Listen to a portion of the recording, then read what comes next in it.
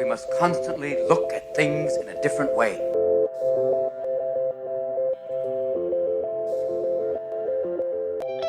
The Healthcare Education Transformation Podcast was created by two physical therapists out of the desire to learn more about the different educational roles in physical therapy and healthcare, and how healthcare education works by talking with educational leaders and people with different perspectives within physical therapy and across interdisciplinary lines on how education can be improved to disrupt the status quo of healthcare education.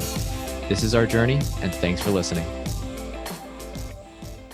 Are you a third-year physical therapy student that excels on tests when you have study guides, checklists, and deadlines? With all of the information available about how to prepare for the NPTE, it's easy to get disorganized and not feel prepared going into the big day. NPTE Prep Success is an online course that provides PT students easy-to-use study guides and step-by-step guidance through the NPTE preparation. To learn more, visit kylericeprep.com. Thank you again all for your continued support, and now for the show. Hello, everyone, and welcome to another episode of the Healthcare Education Transformation Podcast. I'm your host, F. Scott Field, and I'm thrilled as always to be joined by my co-hosts, Stephanie Wyrock and Brandon Pone. Today, we have some very special guests on the show who established a successful platform and following while still students in their DPT program. They're here tonight to talk about a little bit about how to be successful educators while being educated. So without further ado, I'd like to introduce the Prehab guys, Arash Megsudi, Craig Lindell, and Michael Lau. So guys, we're thrilled to have you on the show today. Could you go ahead and introduce yourselves to our audience and kind of let them know a little bit about your academic journeys and how they kind of led you to where you are today? Yeah, so for us, we actually all met in PT school in Los Angeles at USC. We all came from all different backgrounds. I was a kinesiology major, your bio. Craig, you're also kinesiology. So we all met up in PT school. And so from there, we all had a common interest in educating the public with what it is that we do as physical therapists. And we saw that there was a lot of stuff out there online in social media that wasn't necessarily evidence-based or what we thought was good quality. So for us, it was actually second year during PT school that we decided that we wanted to educate people and give them as unbiased a source of information as possible.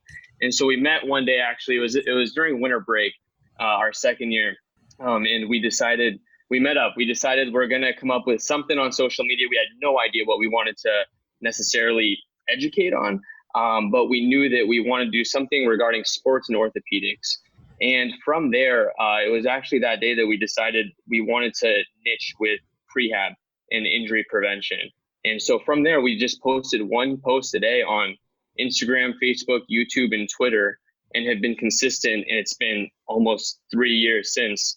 And every single day we post a new episode each day, educating people as best we can. I think that's cool that you guys have this focus on education, especially education of the general public, because obviously that's why this podcast exists, is to help educate people on, what healthcare can do for them. So, you kind of gave us a little bit of a background as to how you guys started developing these posts, but tell us about the inception stories for the prehabguys.com and how that all came to be. I say we launched it, I want to say a couple months after the Instagram started, maybe a little bit more. It was winter. I want to say it was winter break. Yeah, it was almost a year probably. Oh, actually, yeah, it's a year. Yeah, so we are not tech people. Let's just say that running a website is a whole nother issue, and it's very complex. It's not as easy as social media posts. But we knew that we needed a way to further educate. There's character limits on Instagram. One of the biggest pet peeves with social media is that you can never tell the full story. At least with the blog or website, you have a little bit more access to diving in a little bit deeper. So that's something that we wanted to do, and we know we always wanted. I know for a time, even before the Prehab started, I had tried to run a blog and no one was reading anything. And that's another issue. You can write the best stuff in the world, but if no one's reading it, it's not going to do the world any good. So that's where social media comes in the sense that you can grab people's attention and then maybe divert them to somewhere else where then you could actually express your thoughts a little bit more. on a website. And that's really where the two kind of blend in for us. Our articles, we try to hit home a little bit more on the articles because we actually have the capabilities of talking a little bit more or sharing a little bit more information or linking to another article or another website or something like that. Where on social media, you're limited by those things. There are pros and cons of both. I don't have to answer the question. It kind of went off. I would say that's honestly how we really started, because Mike, you started that website and I was in class, and on Mondays I would just sort of trail off from lecture and I found Mike's website. He was writing blogs and I was like, this is a great idea. So then I just kept hassling Mike to like write with him, do stuff. And then also Arash, Mike and I, we would just chat at the breaks. And then Mike was like, dude, this is a lot. And then, we just kind of all teamed up. That's really interesting. And especially hearing, of course, Mike, you kind of mentioned that one of the big things initially, kind of one of the hurdles getting through initially was kind of actually developing that website. Because as you said, technology in that aspect was something that was a little bit more unfamiliar to you guys kind of at that time. But, I'm just really curious. So apart from that, did you guys hit any speed bumps, receive any negative feedback when you started putting out all the content, considering you were students at the time? Yeah, I mean, I would definitely say initially we had people. I mean, there's always going to be haters on social media. That's the reality of it. When someone's behind a screen, it's easy to talk smack on a post or disagree with what we wrote regarding. And initially, I know for me at least, I would really take it to heart and think that I just wasn't educated in the field. But I realized later on that people are going to have their thoughts regardless if it's a good post, bad post, whatever it may be. But initially, definitely it affected. And going off that, I would say we tried to keep things as evidence-based as possible, especially as students, to mitigate that as much as possible, because we knew that it's inevitable. People are going to talk negatively from time to time, regardless of what it is that you talk about. I think what was interesting was the three of us, we took a photo in front of the departments. So USC, they have like banners throughout the health science campus, the building. And it said like USC Department of Biokinesiology and Physical Therapy. And the three of us took a photo in front of it. This is very early on. Like this is very early, yeah. This is probably the first speed bump I think. This is the first speed bump that I think of. And we got an email from the university, and they were like, hey, can you guys take that photo down? Please remove it. You can feel free to still wear USC stuff. Yeah, well, they wanted to know what we can dive into it more, but they were like, you guys can still wear USC stuff, but like, we don't want to be associated. Like, we don't want to look like we're endorsing you guys. We can't be held reliable or anything. And we're like, okay, yeah, sure, we'll take the photo down. And it was just very interesting considering sort of how things unraveled. Yeah, we were a small page. That was before probably had like 500 people. Yeah, and that was just our friends at that point. Yeah. So there was no credibility behind what we were doing. So they didn't want to take the risk of USCPT having the public think that USCPT is backing up what we're doing or endorsing what we're doing. Yeah. So we took anything USCPT related down. Yeah. And now I'm sure they're very proud of you guys and can't wait to endorse you and say, hey, look at this product that we produced. That's the funny you bring that up because we were featured in the magazine. It's so weird how that happens, isn't it? We were featured in the magazine literally the day that like we were graduating and did a photo shoot at school. So that's awesome, guys. Congrats. Well, let's talk about that flip side now. Let's talk about the other side of the coin. Did you guys get any help or support from faculty or mentors or PTs in the field as you went along your journey?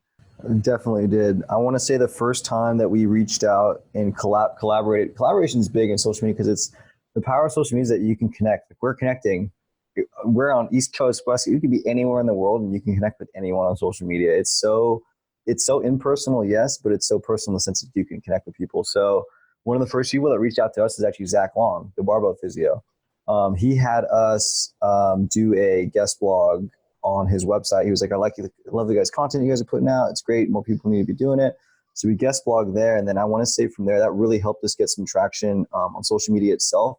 But I remember Zach helped us initially really get over any sort of negativity. And he's just like, you have to learn to brush it. And I know he credits Urson really also for helping him with that. Because it's like Rush said, it's very easy to just talk behind a deal. And it's even easy for anyone to talk behind a screen. And you have to learn that, it's okay. And back to the other question you said about teaching as students, I think we all have to realize, and especially for the students that are out there, that we teach patients every day in the clinic. You as a student PT are telling your patients and educating your patients something, so that it's no different than what you're doing to a friend or your grandma that asks you something or your mom that asks you something or someone online. So it takes time and confidence to get there, but know that, there's always going to be detractors, but it's okay. You got to keep pushing. There's always going to be that in any aspect of life. Yeah. First, going off of Zach Long's story, at first it didn't make sense to me. Why would we repost for a repost? Because now they're getting our followers and we're getting their followers. But I realized that there's enough to go around. And if one PT grows online, another PT is growing online. There's a lot of people in this world. The more we can educate together, the more all of us will make an impact. And there's enough people to go around for every social media platform there is out there. Even when we received that email from USC, I know that I had personal mentors at USC, including Dr. Jared Vagey, who has a very good online presence, as well as another mentor, Dr. Beth Fisher. They were both very supportive of what we were doing. They loved it.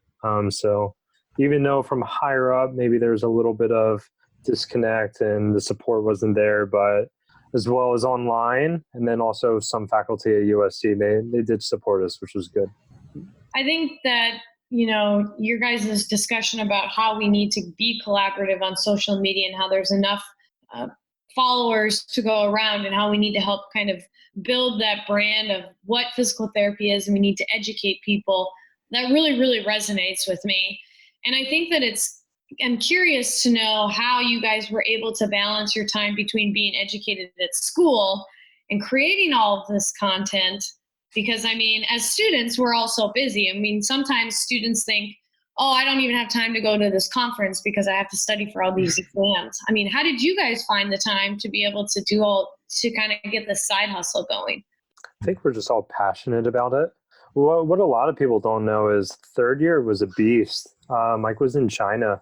There was honestly a 2-3 hour window twice a day from like 4 to maybe 7 a.m. and like 8 p.m. to like 11 p.m. where the three of us could chat. And it was like that for 4.5 months. But we just grinded and we did it because we were super passionate about it. And we didn't look at it as like a duty or a task, like, oh, this has to get done. It was more so like, let's keep pushing the bar, because it honestly really started with, we were in neuro and we were in cardiopulm, and that stuff, you have to learn it, right? And the boards are the boards and school is school, but we had 90 plus other classmates that were like, oh, I'm bored of this stuff. I want to learn ortho. I want to learn sports. But everyone was just, they were just chatting about it, versus the three of us were like, all right, well, let's do it. If we can educate others, then we're going to learn the content very well. And we're going to educate ourselves better. So, I think the three of us just looked at it as self-growth and just bettering ourselves. We made it very, very organized too. We used Microsoft OneNote and kept each other accountable in terms of who's posting on what date. And we would try to front load the work when we would have some time off.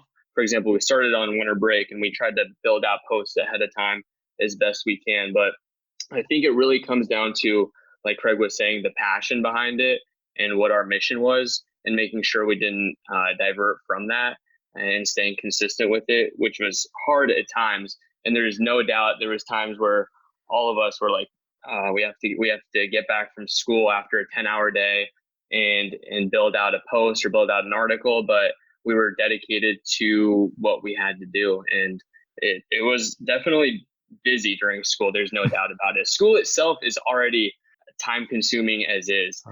So it was a lot, but glad we got it done.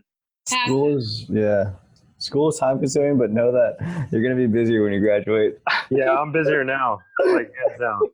I thought I was busy in school. Like now it's just chaos. I But love that's that you okay. guys. I love that you guys keep saying that word, passion and consistency. Yeah. I think those are two very important concepts when it comes to becoming the best at what you do, and also really diving in on something that you think is important. Because if you aren't passionate about it and you aren't consistent with it, it's not going to happen, and people aren't going to see you as an expert. Oh yeah. Yeah, I mean, that's why it was like we made rules day one. It was like, all right, one post a day. Doesn't matter. And like there's no ifs or buts. There has to be something once a day. And we've stuck to it. Every day. Yeah. And the big thing too, Craig mentioned, is that like in order to quote unquote educate, you have to really learn it. Like if I'm not able to explain how to do this exercise and I am behind a computer screen and I have Word and I'm typing it, what am I going to do when I'm nervous and I don't have any idea what's going on in the patient in front of me and I don't even know what bandage to use, and I don't, it takes it to the next level of learning, and it forces you to be in a clinical situation or a pseudo clinical situation as a student, which is really the biggest thing as students is the experience. It's trying to give you as close to the real thing as possible, because sitting in class is not the same thing as being in front of a patient, having to make those decisions and have all the emotions and thoughts running through your head at the same time, but then acting calm and acting confident and explaining something to them that you're not even sure about completely. That's good practice for that. It's a good life practice for what we all do as PTs. Yeah, that's very true. Actually, before even we created this, I know there was a classmate of ours, Chad Waterbury, who is big in the strength and conditioning world, who is also a hybrid, like a strength and conditioning specialist plus physical therapist. But I would talk to him because he had his own blog and had his own online presence as well before we started. But my goal always with writing is to try to make it so that I understand the material better, because you may think you know something until you have to teach it or until you have to write it down. And until you write it down, that's when you realize where these gaps are in your knowledge base. So I think that definitely helped us in learning a little bit more. And I realized whatever I'm interested in writing about, I'm sure there's a lot of other people that are interested to learn this material. So the way I would try to make my post is, what did I wish I learned 5 years ago or right before I went to PT school? I'm sure there's a good group of people that would be interested in that same exact topic. You guys have a really interesting name, I think, the Prehab guys. I'm really interested. I know you mentioned that, the concept of prehab was kind of what attracted you to that name, but can you give us the 411 on the meaning behind the Prehab guys? The whiteboard and G37 in the basement of USC. Three of us were just meeting and we were spitballing ideas. Mike was like, I love the word prehab. Like, we got to use it. So then we were just trying to think of, I think before we even came up with the name, we were like, all right, well, what's our mission statement? What's our bottom line? So then we started putting together sort of a paragraph about us. Like, all right, let's have a bottom line about all of our posts. We were writing that, and then we were just spitballing ideas. And then, I don't know, it just came out. It's just like the Prehab guys. Oh, yeah. Because I remember we were looking at people and we were like, just thinking of names. And they're like, well, there's the gate guys. And they're like, we're the Prehab guys. And then, Exactly. And then just stuck. Yeah. Insurance won't reimburse for it, right? What's that? Insurance won't reimburse for prehab, right? I know. Yet. Hopefully it's coming. Actually, some of my Medicare total knees are getting. No, actually, some of them do. I see some total knees for prehab, and I see a lot of ACLs for prehab. Actually, yeah. Great. Yeah, we see. If people have good PPOs, they're hanging out with me for a while. I just actually shared with Mike and Arash today. I'm like so tired of seeing ACLs 4-6 weeks after surgery, and they didn't do a lick of anything before surgery, and it makes my job a lot tougher, and it makes the person's life a lot tougher. So I spent a lot of time putting together an ACL prehab brochure that I'm going to be giving out to a lot of the surgeons in the area, just because I think it needs to be the standard of care. I think you bring up a good point. It's like insurances, a lot of insurances don't cover it, but it's like, you're like, why wouldn't you? Do you guys want to save money? It's like, have them come in. Let's do stuff before. And again, this circles back to why we got into this. It's like Mhm. the world needs to be educated, and we're just trying to do that one day at a time. If that patient, that ACL patient who came in 6 weeks post-op with doing nothing in the 6 weeks and then nothing beforehand, they don't know any better. That's the standard of care to them. And I think that's the saddest part, is like, because they don't know any better, that's what they got. Whereas if they're able to advocate for themselves because they were more educated, they may be able to go ask insurance for something, or maybe they'd be able, in the world we live in now, go on social media, go on Google and search these things, or search for a PT clinic next to them. But unless they know, that's not going to happen at all. And social media is a good place to be. It's not their fault. Exactly. It's our fault. Really. It's a shame. It's a shame. Yeah, I think that was the public doesn't know what they don't know right now. Yep. 100%. Just because I'm curious, because you guys have relatively, graduated from USC, and I'm just really curious because we always want to hear the perspective from kind of the newer graduate or this person who just graduated from school. So from each of your perspectives, I'm curious, what were some of the things that you thought you really benefited from your graduate education, and what were some things that perhaps could have been better? What I really liked, actually, we did a flipped classroom a couple times, which I thought was really interesting, because you actually clinically have to think about the information that you have digested the day before and apply it to, it's a paper case, but you still apply it to a case and you're using that information. So clinically, using the knowledge that you use with a flipped classroom, I thought was interesting. And then also that semester that Craig was talking about, where we were integrated, meaning that one day we had a classroom, one day we had clinical, and we'd switch back and forth, was, I thought, a great experience, because you're learning all the research one day, and then the following day you're going to the clinic to try to apply as much of the research as possible. And so it's sticking a little bit better versus just consuming all this information that likely you won't retain. So, and being able to apply it at least makes it so that you have to think to the next degree about the information that you're being taught. Yeah. I think the thing I liked, there's a lot of things I liked.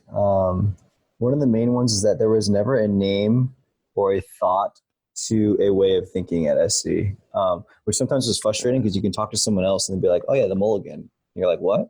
Because that's not how things were taught there. They were never taught in silos. It was very much, this is everything you need to know. We're not going to tell you which thought to go down, which circle to go down. Even when it goes to low back classifications, which we know now are like, I don't know. We're going to ICF model, but there's so many of them, and we were taught all of them at the same time. I was so confused for low back pain because there's no structure for it because we didn't learn. But I think it's on purpose. It's to get us thinking more, and I appreciate that now. Looking back, at the time though, I was very confused and very, very, very frustrated. But I appreciate that now. So yeah, my favorite part of school was the integrated semester. It was a beast, but like Arash said, you go to school for 3 years and you just get so many facts, facts upon facts upon facts. And when we started, that's what we were teaching. We were just trying to educate people on a lot of facts. But then the next day you would go into the clinic and then you would actually get reps. You would get experience, and then you would learn like nothing is like it is on paper. So I think that was my favorite part about school. The things that I didn't like, Arash and Mike didn't go into it, so I feel like I'm being the bad guy for doing it. I have something off the top of my head in terms of yeah, I would just say it's I just don't like where the profession is in terms of like the boards and like the testing. I get it. You have to do it. There has to be a gold standard, but I mean, the board's questions compared to how I practice on a daily basis, it's two different professions. But I get it. But that's my biggest pet peeve. I would also say, in terms of something I think in general PT schools can improve on, is the education behind therapeutic exercises. I know for us, we had maybe 2 semesters of therapeutic exercises, and most people I talk to don't have any more than that. And for how common exercises are prescribed in the clinical setting, I feel like we need to have a better education base, especially for, I mean, granted, all three of us are very familiar with exercising and personal training prior to PT school, but especially for those that don't have that experience prior to, I mean, that's very minimal amount of education that they're getting. And not only the exercises themselves, but how to prescribe and program for patients, which is something I think is still missing. But when you're dealing with higher level patients, especially in the sports population, that stuff becomes very crucial in how to appropriately progress and regress. But in general, therapeutic exercises, their activity as well, I think could be integrated and educated a little more on in PT school. I know they've changed it a little bit since we went, actually. I've heard they've added like an entire library of exercises that people can be looking through online. But I know when we went, I think that was one of the weaker subjects. Yeah, it can be found at theprehabguys.com. I mean, going back to that question with WW, like the whole website thing, I think the website is really nice because there's a lot more, like Mike was saying, you're not limited to anything, and you can create what you want on a landing page. For example, we have a product store.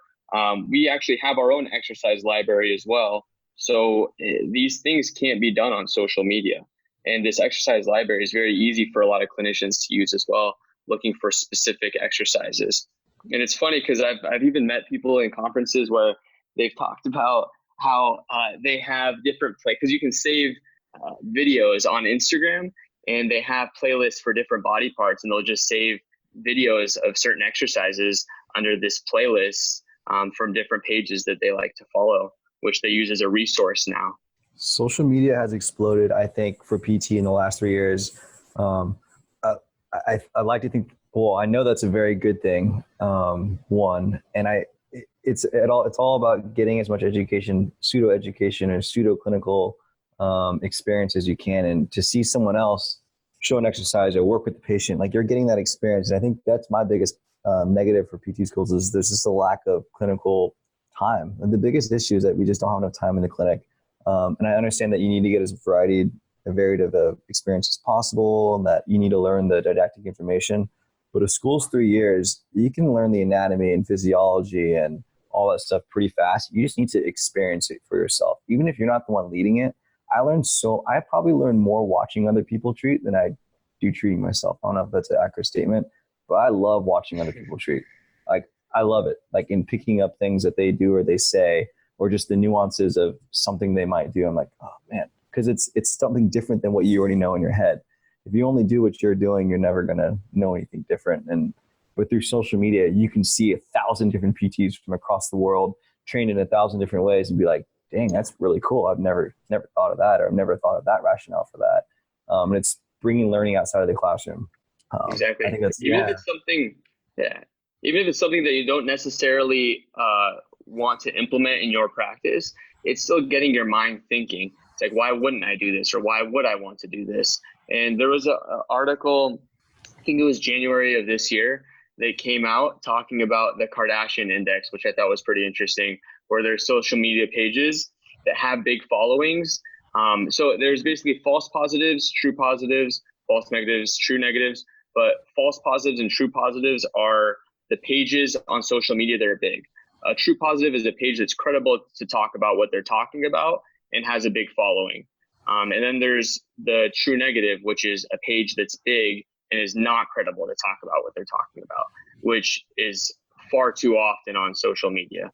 So for us, we wanted to make sure people got the best information as possible. Even if not, they're still at least getting some type of information and education where they can think about if they want to use this or not.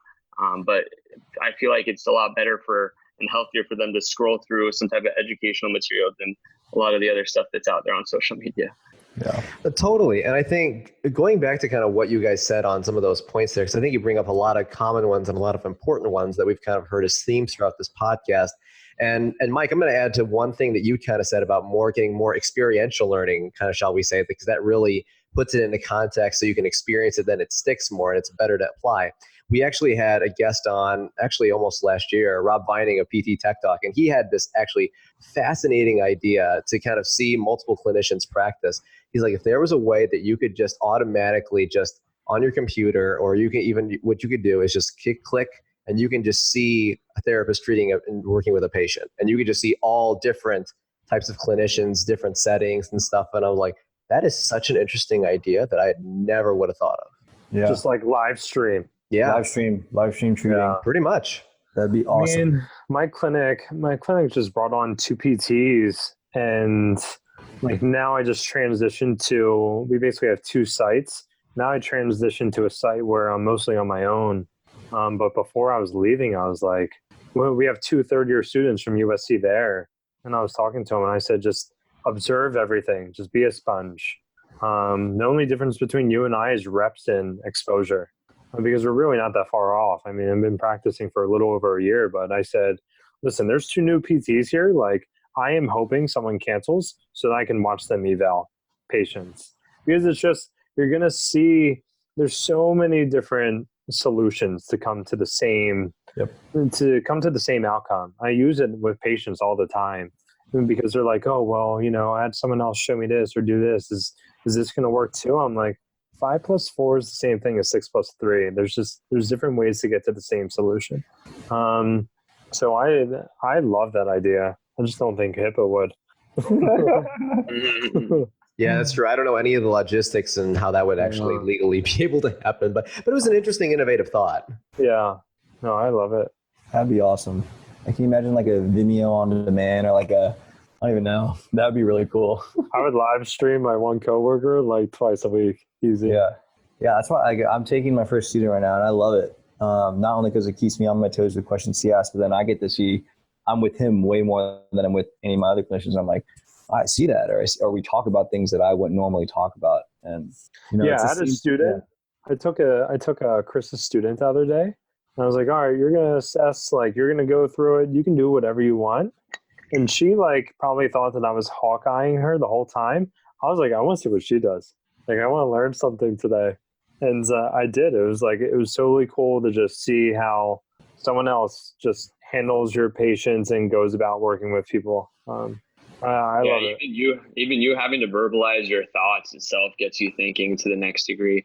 I mean, that's why, not necessarily why, but we are getting into teaching courses, and just teaching courses itself. Specifically, we're teaching about blood flow restriction training, but that in itself really puts you to the test, because you're explaining things that you think you know, but not until you have to stand up there and explain it to a group of people do you really understand how deep you understand the topic. Yeah, if you can teach something, that means you truly know it. So I think that's a good point.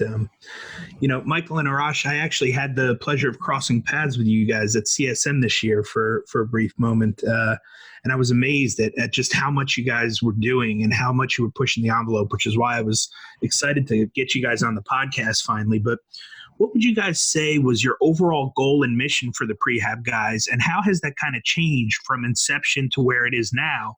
And what can we look forward to in the future from you guys? I think the goal will always be educate the public and raise the awareness of healthcare for the public.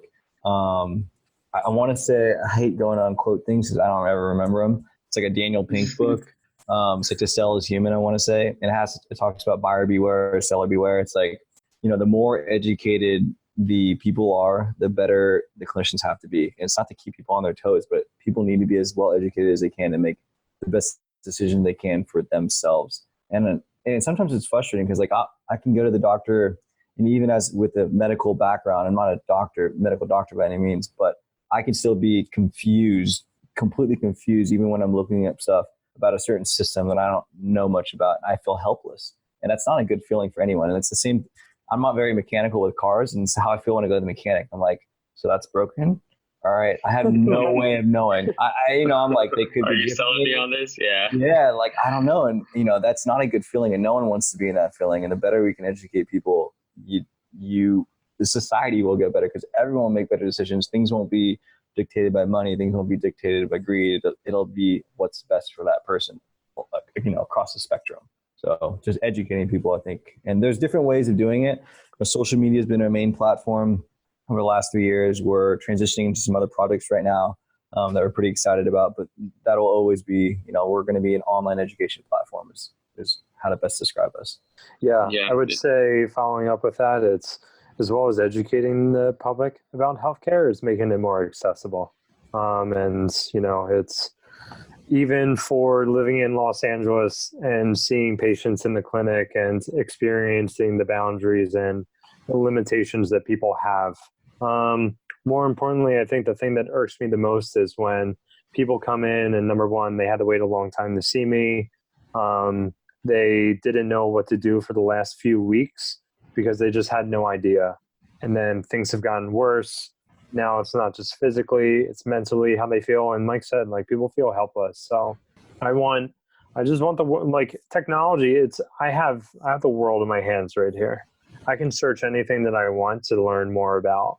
It's number one, making sure that I search and find stuff that is credible. And more importantly, searching stuff that's going to teach me how to do things. And that's our big goal. And that's the direction that we're going into. I want people to, something happens and on the spot, they can search what's going on. Somehow we pop up and then we're helping them out and doing it where it's high value and low cost. That's the biggest goal.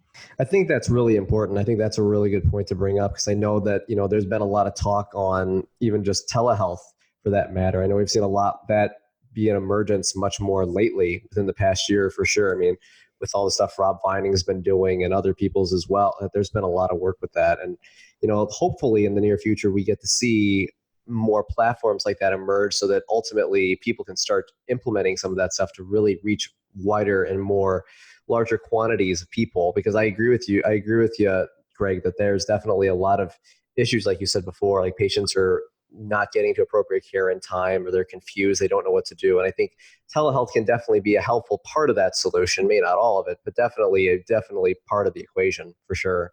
Yeah.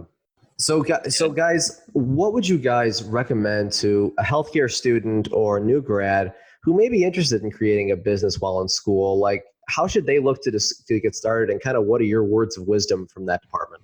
Find whatever you're interested in. I mean, you have to find some type of niche, whatever it is. For us, Prehab, it's very encompassing of a lot of different things.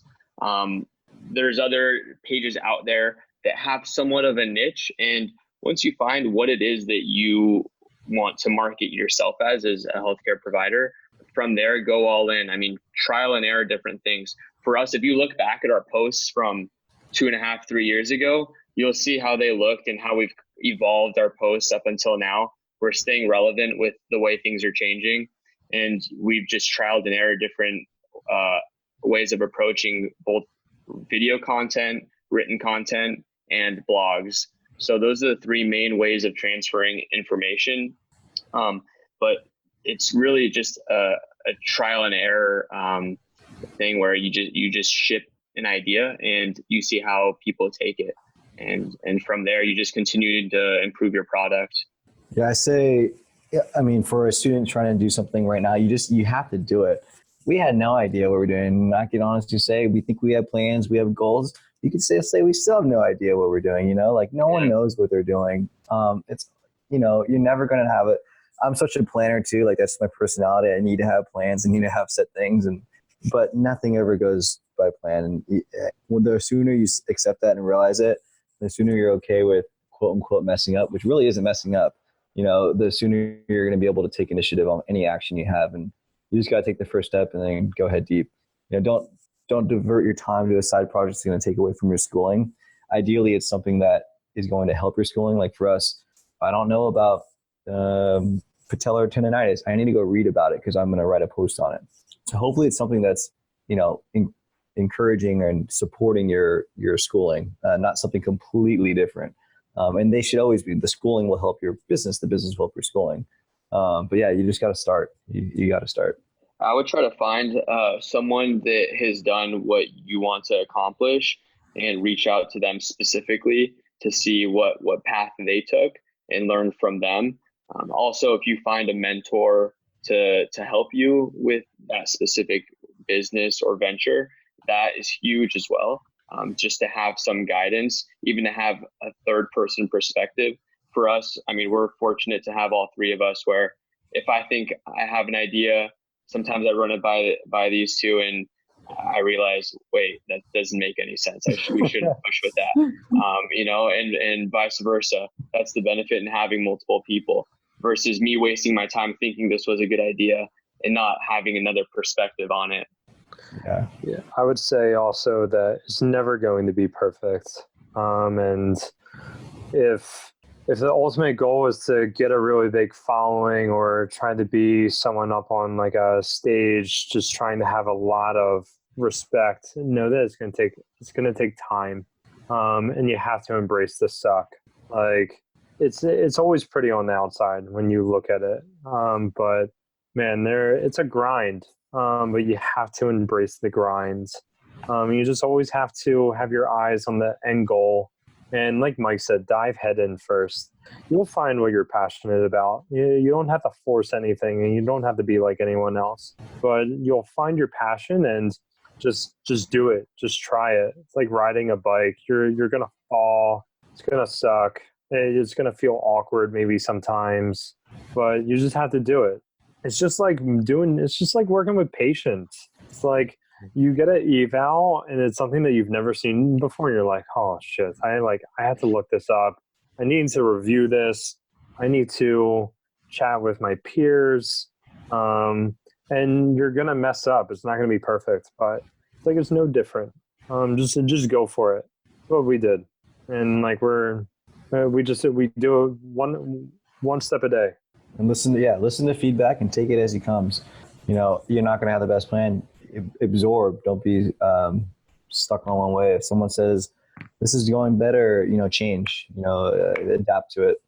And like Craig said, like listen to your peers. I think it's really cool. Like Mike said, social media has blown up in the past 3 years, and who knows what may be the next big thing for DPT students and new healthcare grads to jump into. That's the beauty of technology and where the world is going. But you'll never know until you try. So, you got to go for it.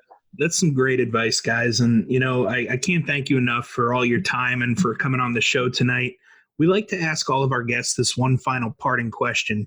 If you could change one aspect of healthcare education, DPT related or otherwise, what aspect would you change and how would you change it? I would definitely want and ideally have the cost of school be a little bit less. That's for sure, to make it a little more accessible, because that itself is already a barrier for a lot of people to enter higher level education. Some of these people could be great potential therapists, great potential doctors, but that in itself, the debt that it would create is something that a lot of people are scared to go into. And the financial return right now for most people is hard to justify. Or on the reverse end, the student comes out with $250,000 in loans and takes job A, which pays $100,000, but it sucks. There's not going to be no stimulation for them because they're worried about their debt. Instead of taking job B, that's only $20,000, $30,000 less, but is the perfect program, or doesn't do a residency because they don't think they can. The debts, we understand. We're all loans, big loans. It's a big problem. It's a big problem. It's going to explode. I don't know. Something's going to change in the next 20 years because there's too many students in debt across healthcare. How can people get loans for houses? No one's going to own houses anymore. How is that going to change the type of people getting into the field? And I'll be honest, I have a lot of aides at my clinic, and we talk. All of them come in wanting to go to PT school, and I have talked a lot of them out of it because they need to be 100% invested, regardless of all these other things on the side that don't have anything to do with what they're passionate about, and it needs to make sense for them as a lifestyle. And if it doesn't, and they need to take care of someone, or they have other things going on, and that's sad. It shouldn't be that way, but that's purely a money and a financial situation, and it's kind of unfortunate.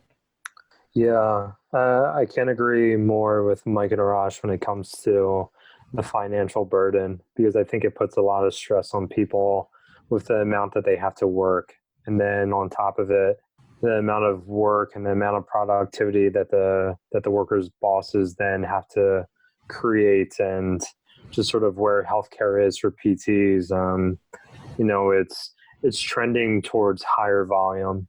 And when I was a trainer before PT school, and I spend more time with people, with my clients as a trainer than I do sometimes with my patients right now. And it's so ass backwards. I've used the word ass 3 times now on this podcast, so I apologize.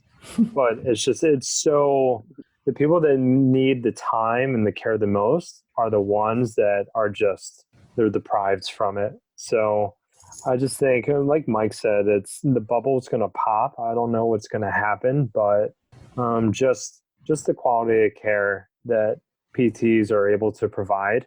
And there's different settings. There's people get to spend one-on-one time with people, but I just think the way that things are going now with insurance and the accessibility of it's all about accessibility. And that's what the 3 of us are super passionate about. That's where we're moving forward with our products and what we're doing. And so, I mean, we're just trying to impact healthcare because it's a much bigger world than what we know. Yeah, and it's not just PTs that are affected by this. It's every other healthcare profession that has increasing debt. Every other healthcare profession that even if they might make $200,000, that's like we heard some orthopedic surgeons here in LA aren't even getting $200,000, which is mind blowing. I mean, yes, that's a lot of money, but it's not that much in LA though. Yeah, it's getting very saturated here. There's docs that are, I know a sports orthopedic surgeon here that's transitioning to doing more joint replacements. Because that's where the money is, and they're following the money. It's very saturated. It's very saturated here, and what money does, unfortunately, it's just. I went to the doctor's office the other day and I had to wait an hour and a half. I was like, this sucks. Yeah. It's just because there's the supply and demand and the insurance companies rolling everyone. It's rough. Yeah. I don't know what the answer is either. I mean, education, I think, stems a large part of it, and that's why we're trying to do it. But there's a lot of answers, a lot of questions, a lot of things that need to change. But something big is going to happen in the next decade because it has to happen. There's a student out there listening right now that's getting fired up, and he's going to change the world. Yeah. Message us when you come up with that idea. Yeah. What do you guys, because I totally agree with you guys in saying that, because it's interesting because at the end, because ironically, when we ask that question at the end of every episode, cost is by far the most common response that we get from all the guests. So clearly it's a big issue. And, I don't know if you guys have seen in the past when Jared Carter did that one video talking about Medicare reimbursement and stuff for the future with the baby boomers. Did you guys check that out? I haven't seen that.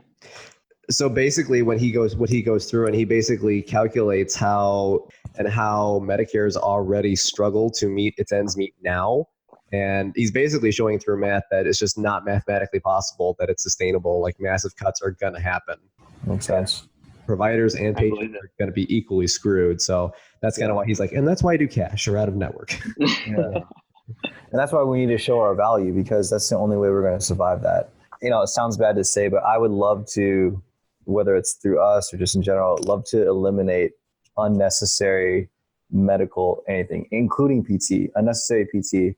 There's so many patients that I see that, yes, I'm going to do many things to help them get better, but it didn't necessarily have to be me at my threshold of education or my threshold of pay, which isn't even much. It could have been something else through education online that could have helped that person almost as much. And that's just the PT side. There's so many ways that we can help people higher value and lower cost. And it's maybe I think it's through telehealth really that we're going to be able to eliminate not necessarily shitty PT or shitty medicine, but unnecessary and underutilized or it's overutilized right now. And that's the reason why everything's coincidental treatments. Yeah. A lot of stuff is like, you just gotta let nature take its course. And then I can rub your knee, I can tickle your ear, wiggle your toe. You're gonna think one of them helped, but it was just 7 to 10 days, and this is gonna get better. We can play magic tricks. And sometimes that's all they need is that education, and they feel more empowered in itself. Yeah. So the educational piece is huge, and that's what you can do via telehealth. And a lot of people don't have, or don't even, I know a lot of people that don't go to PT just because they work 8 to 5 and they can't go before, they can't go after. And so they live with this discomfort for a long time. well, what if you do a little 30-minute Skype session or online? There's a couple different platforms actually that I've heard of being used in California. But what if you can just do a 30-minute consultation online and see what a professional will tell you? It's stressful to not know what you don't know.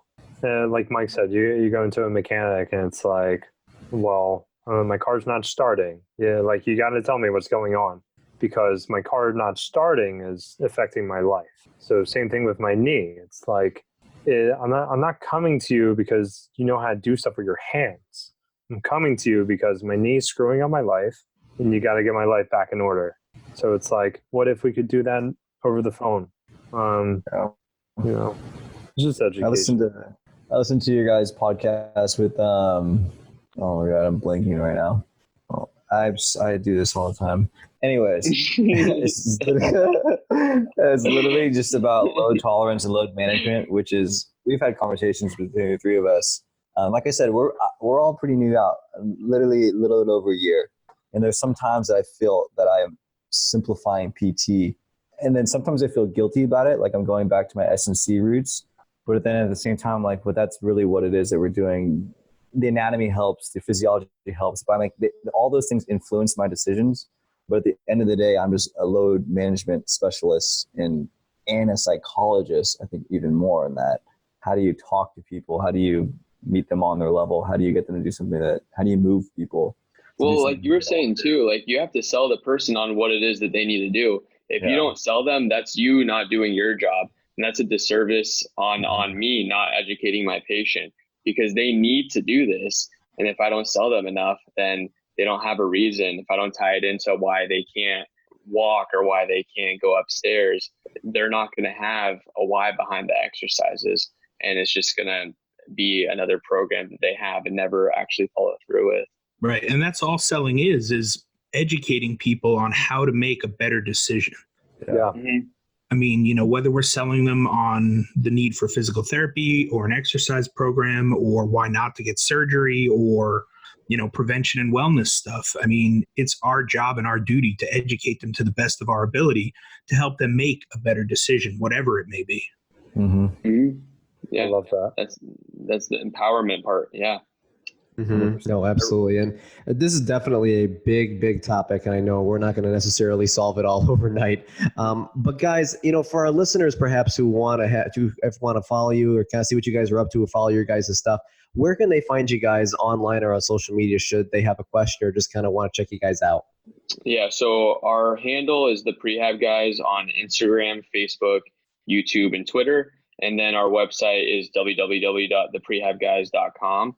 And for those of you, we'll talk about this briefly too, that are interested as well. We just dropped our Prehab X membership about, 2 months ago now, but we've constantly been revamping it, where it's essentially an HEP where you can specifically look up topics or body parts or diagnoses, and it'll populate a list of videos according to your search, where you can create playlists and send these playlists to your patients, your clients.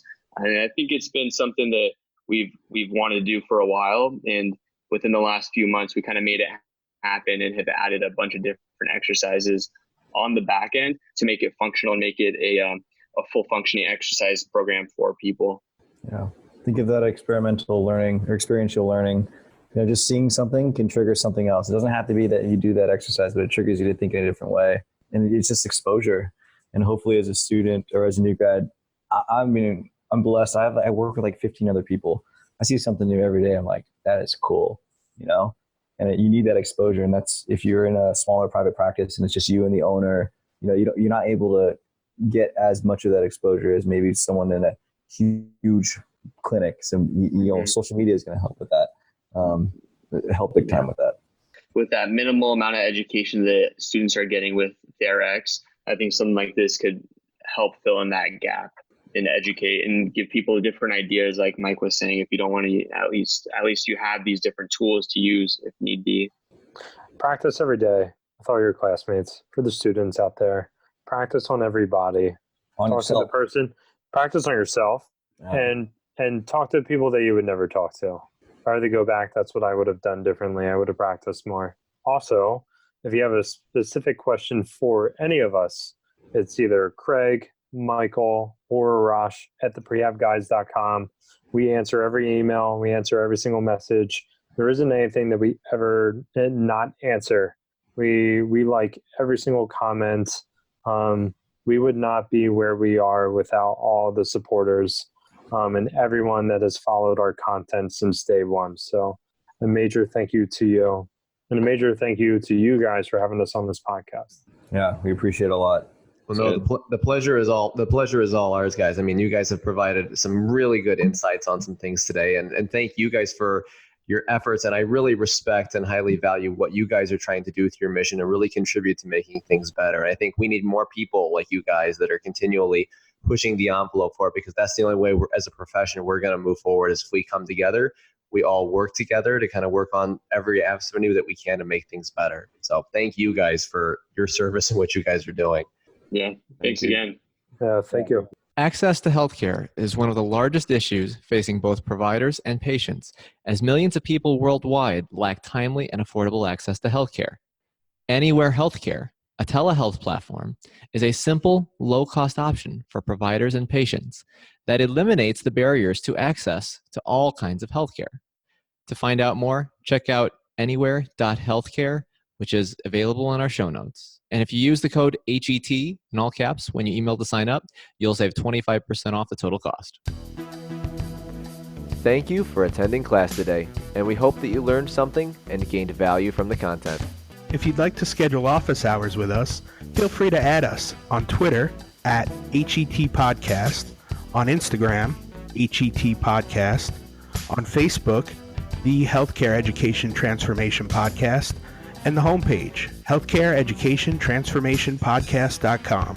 And for those of you following along in the syllabus, extra credit can be obtained by liking us, sharing us, and leaving a review. Let's continue our journey up Mount Educational Success as lifelong learners.